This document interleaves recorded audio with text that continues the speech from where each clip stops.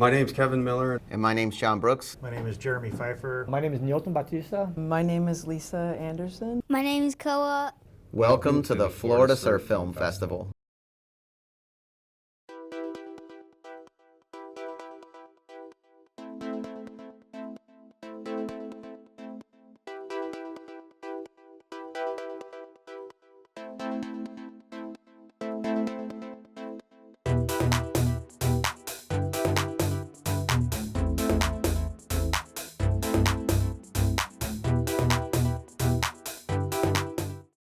My name's Kevin Miller, and I started the Florida Surf Film Festival because I love surf movies and pizza and beer and my friends hanging out and, well, getting the community together is a real plus.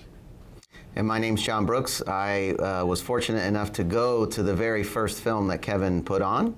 And then I had lunch with him the next day, and I said, if you're going to keep doing this, please keep doing this, and I'm your guy to help. So he was gracious enough to bring me in as a partner, and pretty much the same reason. This the idea of getting our community together outside the water. Couldn't have done it without you, bud. Yeah, Yep. we thank you. We see each other as surfers in the water all the time, but we rarely see each other outside the water a lot of times. So this is a great opportunity to bring people together outside the water, get to learn more about them, maybe even learn their last name or where they live. We hated each other before we did Yeah, this. yeah, nothing but fistfights in the water.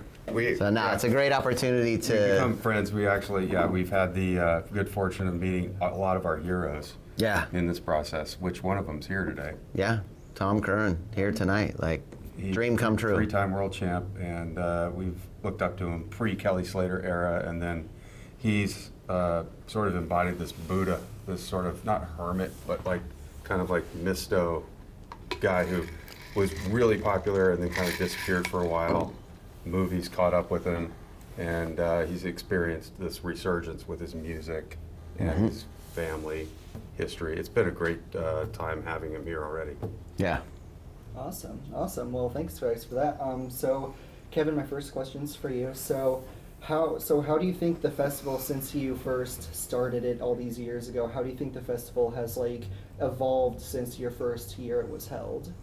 So yeah, from the beginning of the festival, we've had a ethos of like grassroots, good film in a setting that doesn't really matter if it's a theater or not. We have a black box theater at Atlantic Center for the Arts. We had an amphitheater. We decided to show whenever we could in the amphitheater because it was a beautiful setting in the wetlands of New Smyrna Beach, back in the middle of nowhere, kind of.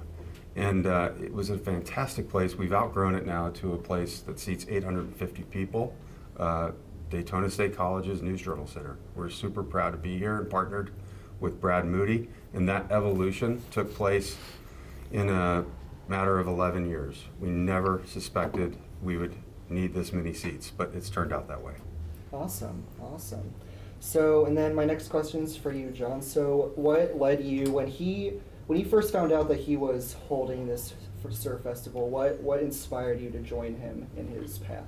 So, as I said, I was lucky enough to see one of the posters that he made and put up around town showing a surf movie in a movie theater. And one of the reasons that Kevin and I felt like it was important to do this was because we were at a time where the only way you watched a surf film was on your phone or on your tablet or on your laptop at best. And when we were kids growing up, surf movies used to come to the theater.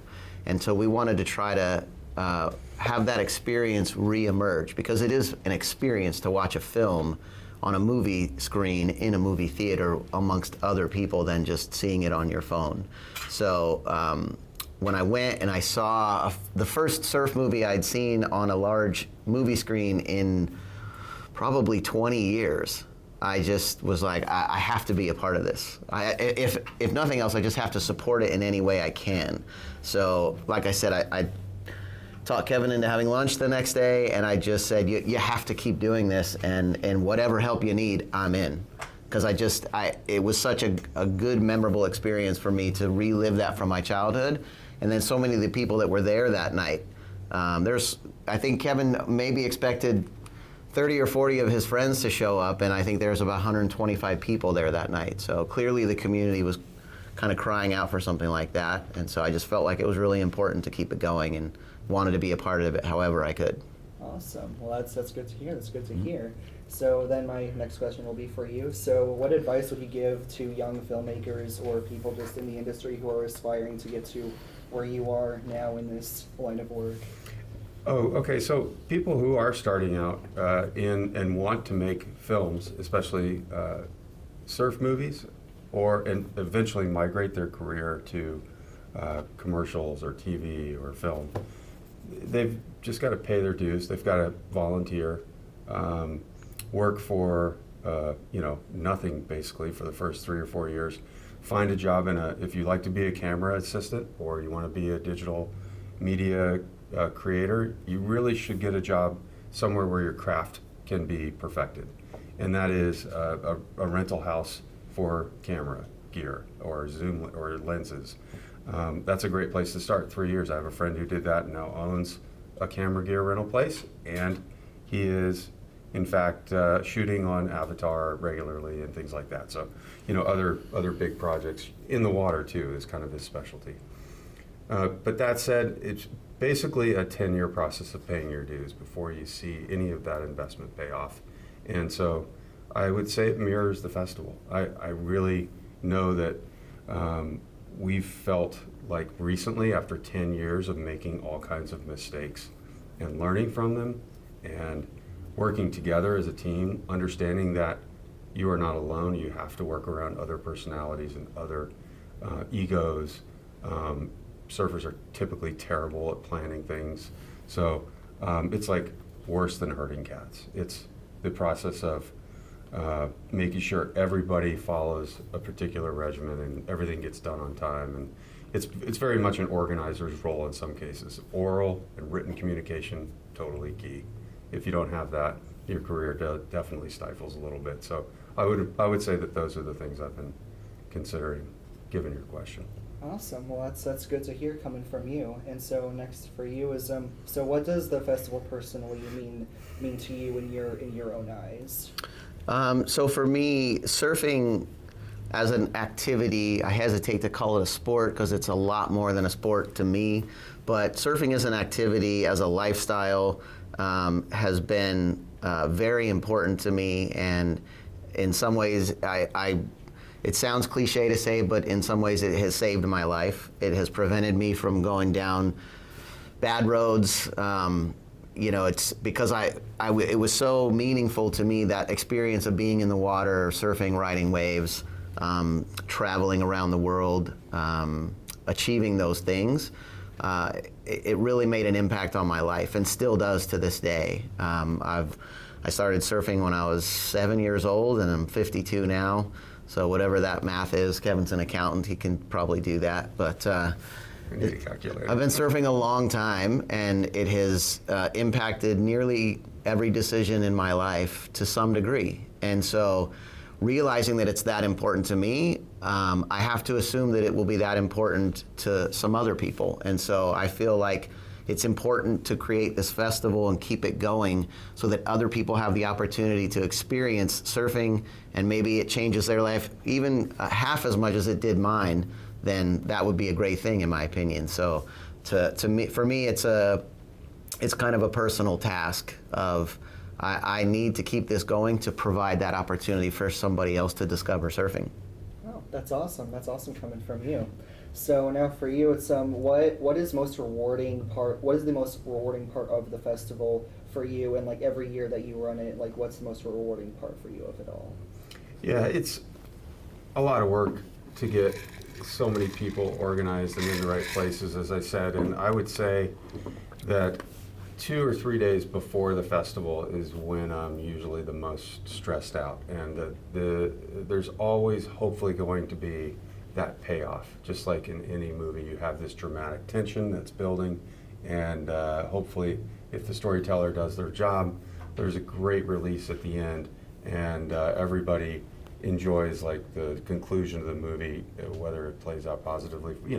The whole point is just this denouement of feelings that come out at the festival when I'm seeing the people I've looked up to all my life in the audience, laughing, enjoying the movie, and basically the camaraderie, especially down in the lobby as that's going on. I really love that. That's like, it's kind of like the DJ who sees everybody dancing and moving to the music he's providing. We've curated a very special list of movies every time we put it together. There's so, unfortunately, so many that we can't show. And so part of our joy comes from seeing everybody else witness, learn, experience, just from a humanity standpoint, what we've collected and put on the stage or on the screen. Awesome. Well, that's good to hear. That's great to hear. So then, this next one, you both can chime in if you want to on it. But so, how have you seen surf films evolve over the years from the first festival you held all the way to this year? Like, how have the films from everyone evolved? Yeah, I think I'd say first and foremost, there's been a resurgence of documentary surf films that went away with the advent of digital media, social media. Everything went to a very fast-paced environment, short clips, no narrative.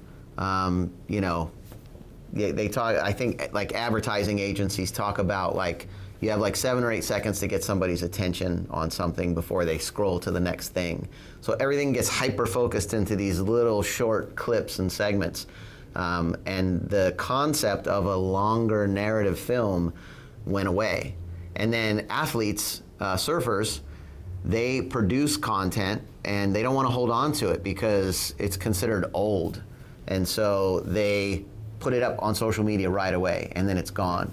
So the idea of like making a film over a year period and holding on to all that content and then editing it and formatting it into an actual narrative documentary film, that had gone away, and we've definitely seen a resurgence in that. We see really great. It's a year. We just showed a movie last night that was filmed over 10 years. Yeah, 13 years in the making. Jamie Brissick's film. So yeah, we've seen a resurgence of that. We've seen a resurgence in the concept of DIY filmmaking with young kids your age that film good majority of their surf film on their iPhone. So it's a lot more accessible, and because it's accessible, we've seen a lot more the volume of content. We get over 150 films submitted a year sometimes for our festival, and so I'd say when we first started the festival, we were like kind of searching. You know, sometimes we'd have to search for content, and now we're overwhelmed with content. And as Kevin said, there's really good films that unfortunately we can't show because there's only so many hours in a night, and we only do so many events during the year. So true. So that's very true. That's very true. So then, how do you guys get the community every year when you hold this? How do you guys best get the community to engage with this festival, and how do you guys best get the community to want to come out and support this festival for you guys? Well, our approach has been word of mouth, social media, and email as a campaign, and it's not something that we spend a great deal on, not even monetarily. It's a couple, $300, $400 per festival. And, you know, I send out probably 3 or 4 emails per festival. And it's always the hope that the posters around town, too, I forgot, we do put these posters around town, which are nice.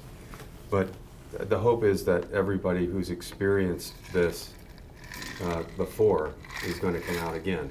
It doesn't always happen. We obviously have a lot of return customers.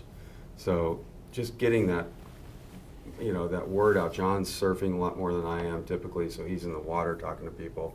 I'm texting, emailing friends that I know won't want to miss this particular festival. So it's a lot of organic and unforced. I would say, when you say that's kind of how it pans out. Definitely, yeah. It's our event is a grassroots event. We're both from the area, and so it's you tell 10 friends, and they tell 10 friends, and they tell 10 friends, and pretty soon you got 700 people in the theater downstairs. It sort of helps when Kelly Slater shows up. Yeah. I mean, or rumored to show up. You know. Yeah. That's true. That's true. So then, out of every film that has been showed that you've seen, do you have a favorite film that you've seen that like stands out above all else that you think is, I guess in your opinion, the best, or I mean, may not be the best, but just stands out above all the others? Oh man, it'd be hard to narrow it down to one. For me, there's two in particular that stick out to me. One was called Given, and it was a film by a guy named Mayan Goodwin, who's a professional surfer from Hawaii, and his wife Daisy Shane, and their son's name is Given, and it was a story of them as a family when Given was just a small child, taking a 1-year trip, a little over a year I think, around the world, and they wanted to like take their son around and experience different cultures for him as a baby and a small boy, and just Get some surfing in. yeah, they surfed, they fished, they lived their life. You know, it wasn't like a vacation. They went and they lived in these places, and this young boy got to experience like the opportunity of a lifetime to grow up in different cultures. And just the way that the movie was put together, the way that the cinematography was fantastic. It's a really good children's book that unfolded in video form. Yeah, yeah, absolutely. So that's one of my top favorites. And then the other one is a film about Liberia in Africa, and it's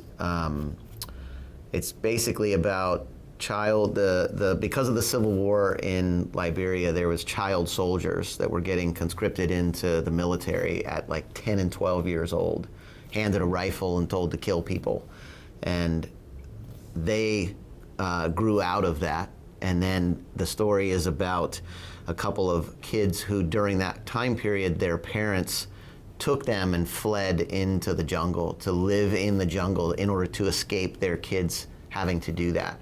And then some of those kids that were child soldiers became surfers, and now they have children. And it was the story about how their children get to be child surfers instead of child soldiers.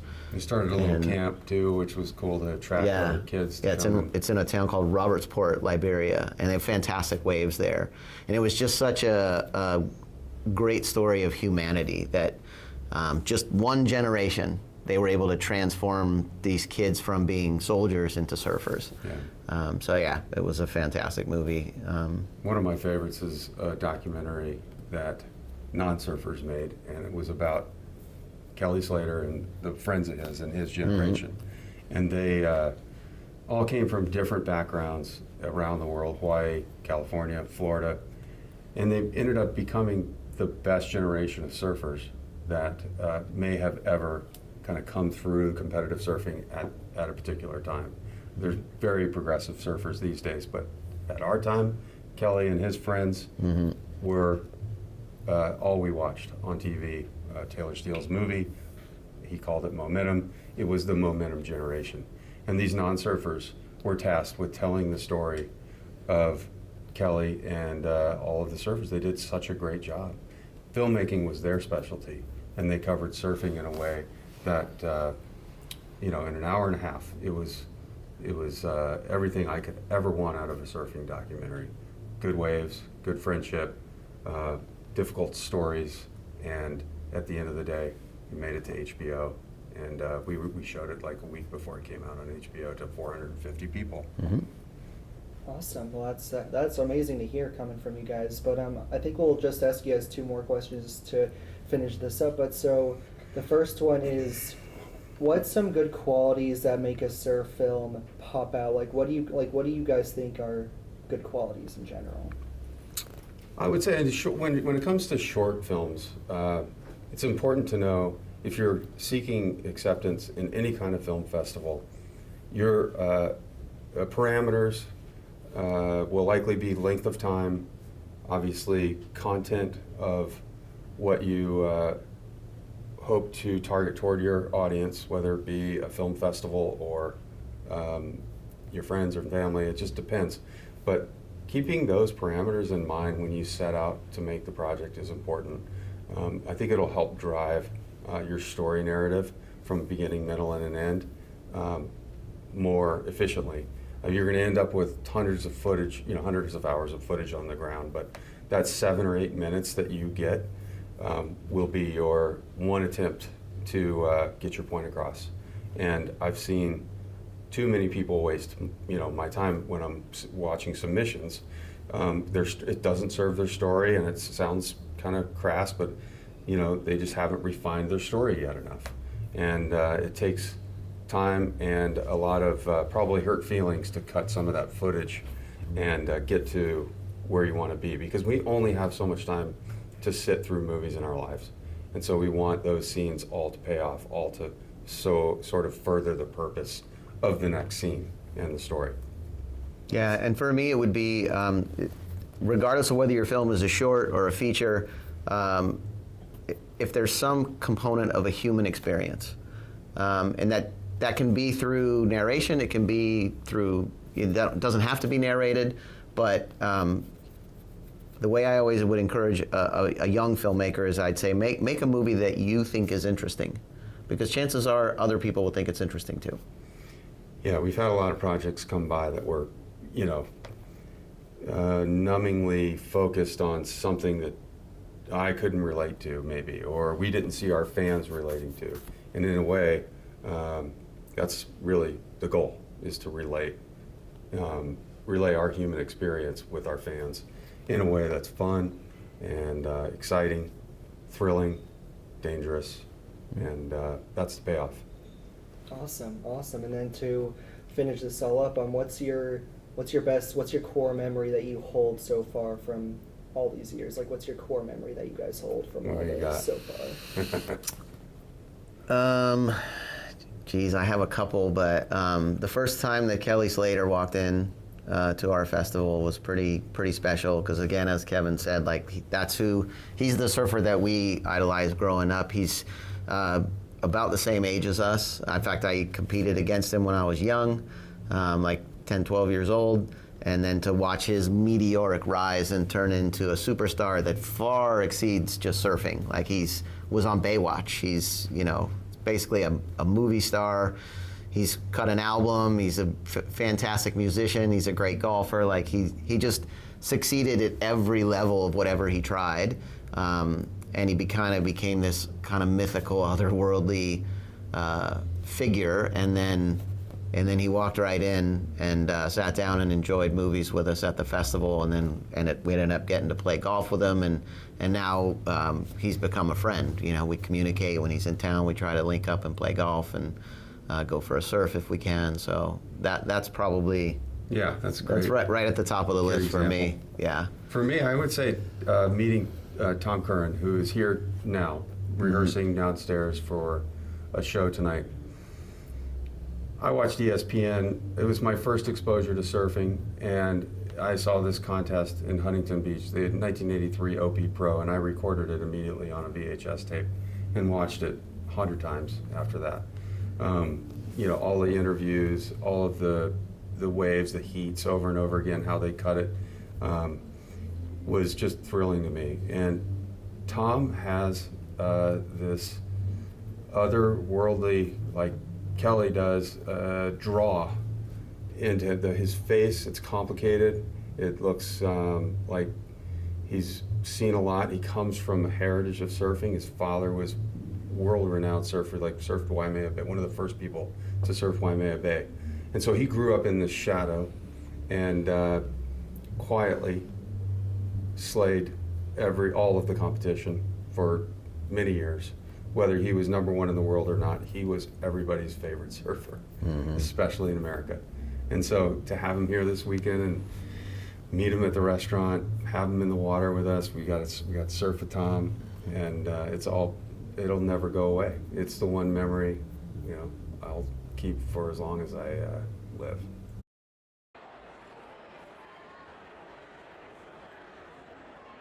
My name is Lisa Anderson. I am on the board here at Surf Film Festival. I was asked to be part of the program a few years back, so this has been like quite a few years of films that I've been watching. Awesome. Right. So Koa, I'm going to start off with you. So how old were you when you started surfing? 6, and I started surfing when I was 3 years old. 3 years old. That's awesome. And then Lisa, so what drove you to start participating in surfing, which is as a woman? Surfing is a very male-dominated sport, so what drove you to get more involved in it? Excuse me, when I grew up surfing here in Daytona, there was mostly guys surfing, and I just was so drawn to the ocean, naturally just felt so drawn to the ocean, and I just borrowed a surfboard and just jumped in with all the boys, and I felt so comfortable. I have brothers, so I grew up with brothers, and that was like kind of comfortable for me. And right now when I'm surfing, I surf with a lot of young boys and big boys too, so it's a lot of fun. Awesome, awesome. And then Cohen, so what is your favorite part about surfing? Like what do you love about it? What do you love about surfing? I like doing everything. Everything? Yeah. Awesome, awesome. And then Lisa, so what motivated you to start, what motivated you to come away from where you originally were, and what motivated you to come to Florida specifically? Yeah, I was in like middle school when I moved to Florida. I was like in 6th grade or something like that, and I lived in Virginia. It was not near the beach at all. So, you know, for me, like I said before, just super attracted to the ocean, and it was an instant, just fell in love with surfing instantly. Like for me, it was just a perfect fit. It was an escapism from everything on the, you know, everyday kind of life stuff, and just felt so free and connected. Awesome. That's awesome. And then Cohen, so do you have a favorite wave that you've ever surfed? Like, what can you remember as your best wave that you've ever surfed? When I was like surfing, I saw this like section and I wanted like to do it. Then I did somehow, and then I landed it. Awesome. That's crazy to hear. And then, so what do you think is the future of women in surfing? Like, where do you see the future in the women? Well, right now, women's surfing is in the Olympics, and as well as the men, and it's like the sport of surfing is growing and growing. Women's surfing is continuing to elevate, and younger generations are inspiring the next generations constantly. It's like WSL, the governing body of surfing right now, just like you know, allowed more women to qualify for the CT Tour. So it's expanding rapidly, very exciting, and a lot of younger kids are surfing at an earlier age too. And so thanks to the Olympics and other events being available for the young athletes to compete in. Awesome. And then, Cohen, do you have any questions you'd like to ask Lisa here? Yeah. Where's your favorite surf spot? Where's my favorite surf spot? I have a lot of favorite surf spots. One is in Mexico. Are you regular foot or goofy foot? Goofy. So, well, you may not like this spot, but there's a perfect right sandbar in Mexico. It's like a point break, and it's super fun, but you'd love it too. It's warm water and sandbar, super fun. That's one of my favorite places, and Hawaii is really fun, and Australia is really fun, and also Ponce Inlet.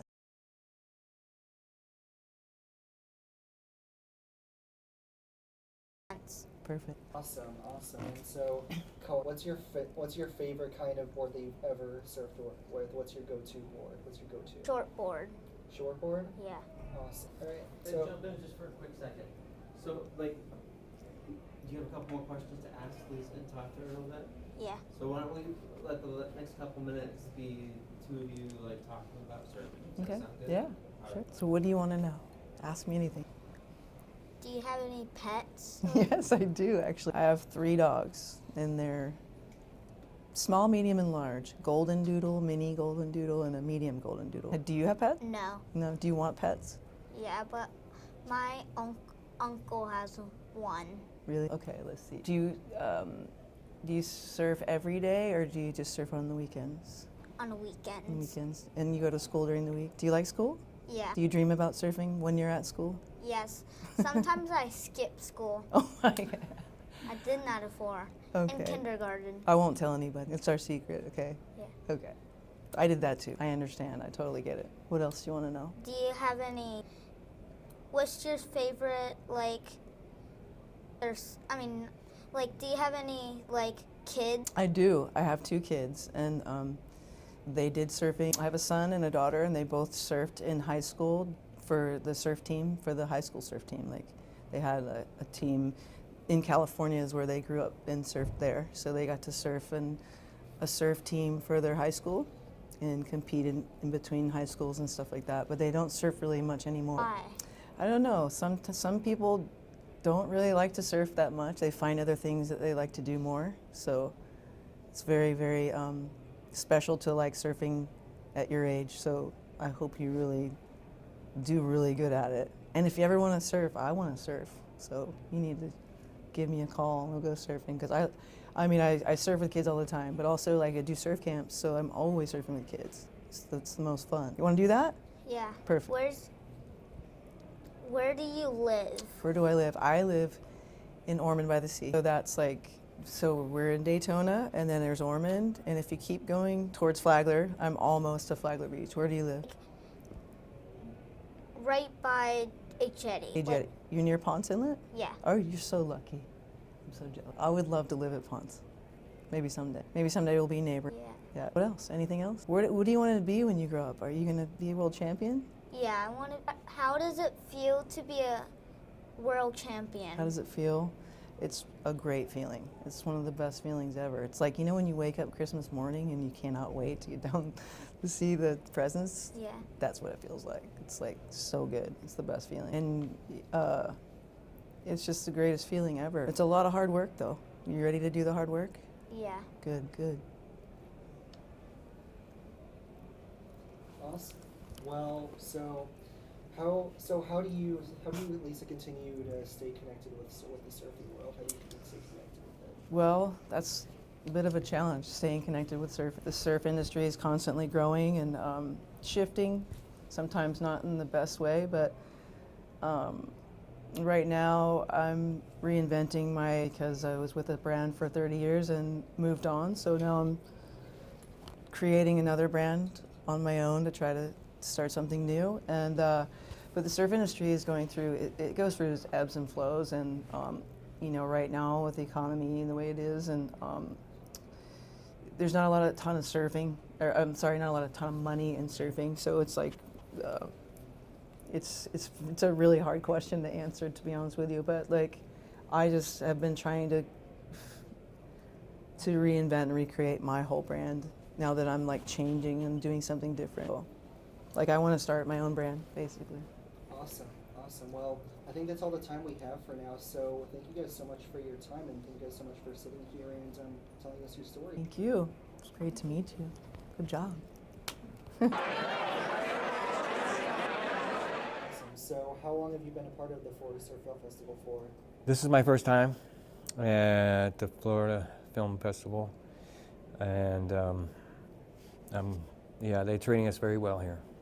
Awesome. And so, what has been some highlights for you since you've been here? Like, what has stood out most to you about this event? Well, they do a very, very good, very serious event, and it's about surfing, and it's very professional, and they take very good care of us. We're staying at the Atlantic Center for the Arts, and they're treating us very good, and we're having a great time. Awesome. And then, so what do you hope people what is the takeaway you want people to take away from what you have to offer for the Florida Surf Film Festival? What do you want people to take away from all this? Well, I would hope that having been invited here, that everything goes well, and that it's all positive, and good connections with a lot of old friends here. It's really good to reconnect with the people here on the East Coast, Florida. Why did you decide to do music? Oh, well, I've been playing music for sort of so many years. I started out playing music kind of at the same time as surfing, and the surfing became more dominant for me. I was always surfing, and then I picked up the music after. And now I get to play with my son, which has been a very rewarding thing to be able to do. Do you have any advice for some like surfers starting out? Surfers starting out. Well, see, nowadays it depends on what you want to do. If you're looking at starting to compete and look at a career in surfing. Nowadays, you have access to sort of a lot of wave parks. So the trend that is happening nowadays is that going and surfing those wave parks and doing the repetitive, routine on these waves that are they always come in exactly the same. So it's been a real advantage now because the ocean waves are they're good sometimes and not, and then so with the wave parks or wave pools, you just get that repetition. So it's been I think it has been a big change for younger surfers who want to compete. They can really go and just nail that maneuver and work on it, whatever it is. And so surfing has become more technical, a lot of aerial maneuvers, a lot of kind of skateboard type maneuvers. So that's been a big part of nowadays for kids coming up. I have one last question, then we'll let you go, I promise. We're about to catch you right before your performance, right? Like you're going into it. In one word, how would you describe this film? To go and play now, Yeah. you mean? In one word, well, I'm looking forward to it.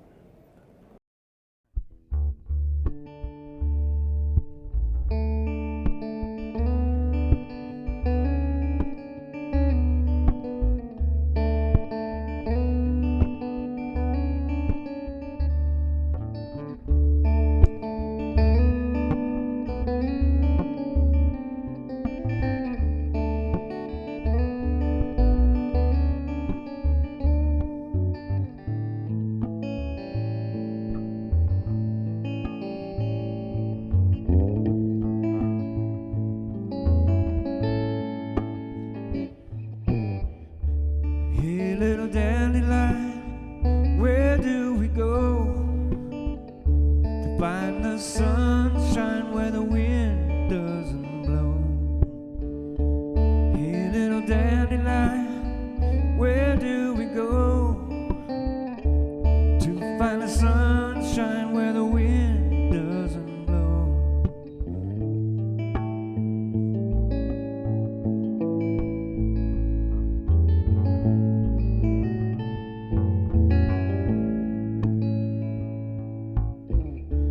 I was there to pick you the song.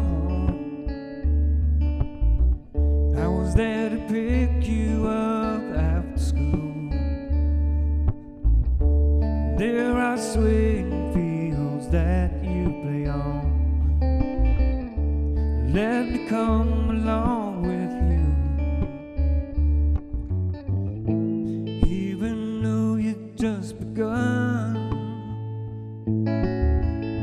This world of give and take, we must return.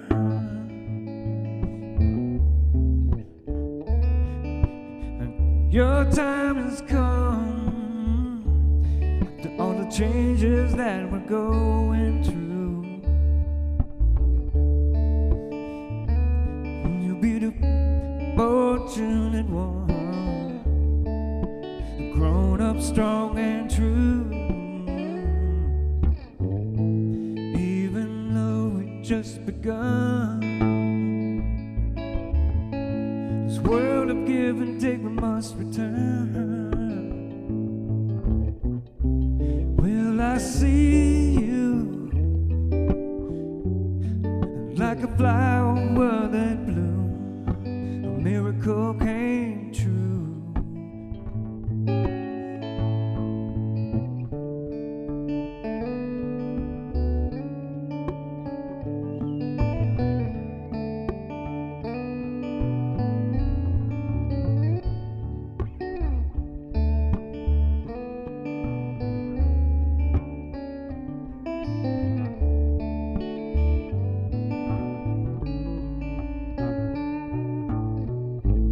Even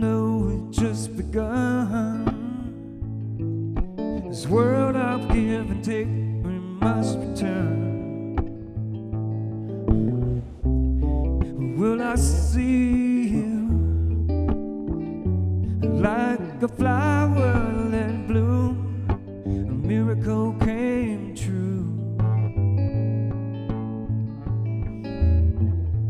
Hey, little dandelion, where do we go to find the sunshine where the wind doesn't blow?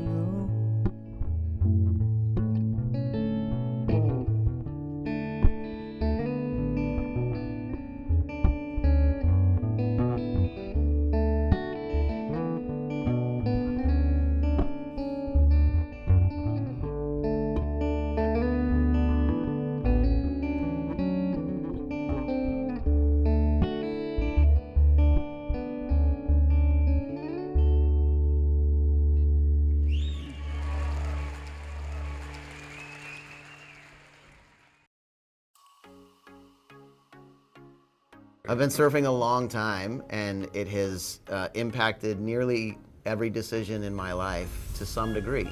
And so, realizing that it's that important to me, I have to assume that it will be that important to some other people. And so I feel like it's important to create this festival and keep it going so that other people have the opportunity to experience surfing, and maybe it changes their life even half as much as it did mine. Then that would be a great thing, in my opinion. So yeah, from the beginning of the festival, we've had a ethos of like grassroots, good film in a setting that doesn't really matter if it's a theater or not. We have a black box theater at Atlantic Center for the Arts. We had an amphitheater. We decided to show whenever we could in the amphitheater because it was a beautiful setting.